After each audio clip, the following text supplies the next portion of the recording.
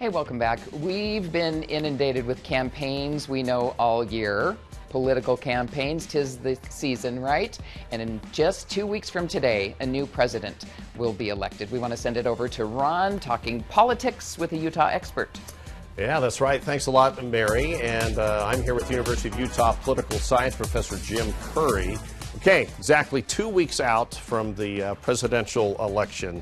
And what would you say the state of the presidential race is right now? It's somehow gotten even closer since the last time I joined you, which is incredible to say because it was already really close. And what we're looking at is essentially this might be the closest presidential election of most of our lifetimes, which is saying something because they've all been really close lately. But there has been, it seems like that maybe Trump has had a little bit more momentum here in the last couple, 3 weeks. Yeah, his polling numbers have rebounded to where they were more in the summer, which says something about probably the Harris bump that she got out of the way her candidacy started and the excitement that it generated with her replacing Joe Biden on the Democratic ticket and the convention and everything else has subsided a little bit. Where now some of these voters who became briefly undecided when they saw a new candidate enter the race have found their way back to Donald Trump. So what about Trump? What could have maybe added to a little bit of that momentum? I think that's really it. I think he's been able to stay the course. He's been the same candidate he's always been. But I think it's really about now people have gotten to know Harris, so now they've settled back into where they might vote, and we see Trump polling back to where he was in June and July, while Harris has also maintained the same level that she has been at, and now we're at a race where they're separated by almost nothing. So do you think most people have pretty much decided how they're going to vote? Because I know there's talk out there that they're trying to reach the undecided voters. Yeah. I think there's still some. There's not that many.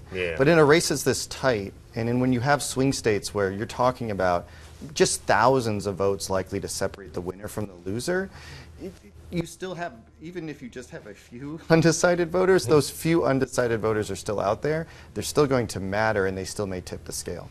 So in a tight race like this, of course, you know, we always want high voter turnout, but is this election of turnout? Is that going I think it's both. I think if you're Harris or you're Trump, you need to put a ton of energy into making sure your voters show up while not sacrificing really trying to get those last few late deciding voters to swing your way. You know, ultimately in most presidential elections, the winning candidate gets their side to show up and those late deciding voters break for them, and they may be even more important this time around than ever before. But what about the so-called swing states?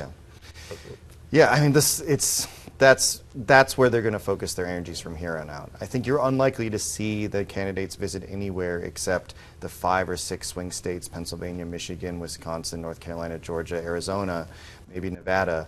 You're unlikely to see them anywhere else for the next 2 weeks because that's where it's going to come down to. What about the possibility of an October surprise? Does that swing elections very often? It can in a race this close. I think most people remember 2016 where the FBI reopened their investigation into Hillary Clinton about a week before the election. When it's a tight race, something like that can make even just a small number of voters reconsider their vote or switch their intended vote. And when it's this close, that could make a difference, so we'll have to see what happens. Okay. Give me one thing that Trump should be optimistic about. He should be really optimistic about his surge in the polls, right? Like, for the last couple of months, he's been more like 2 or 3 points behind Harris, which is not a great position to be in, even if it's really the swing states that matter. The fact that he surged has shown that the Harris bump was not permanent, and he has a real chance to win this race. Okay, and the positive thing that Kamala Harris. I think for Harris, you have to sleep. What's going to help you sleep at night is knowing that the polls have never been more erratic than they have been this election. So you can't take them that seriously.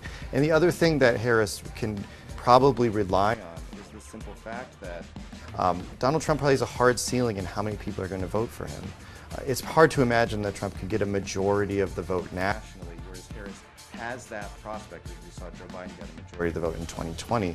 So she has to just hope she can continue to consolidate the voters that voted for Biden to come back and vote for her. Well, she's gone out and hit the interview circuit. Has that helped her and her performance? I don't know that it's helped or hurt. I don't think it's hurt her. I don't think it's necessarily helped her. I think it's really just contributed to the stabilization of the race, where people have decided that this is what Kamala Harris is, and they already knew what Donald Trump is. And it's been a little bit of movement, but not that much. Okay. It's fascinating, isn't it? Jim Curry, thank you very much for being with us. You're going to be back here next Tuesday as well. We'll see if anything happens just in the next week. Yeah, all right. Appreciate you being with us.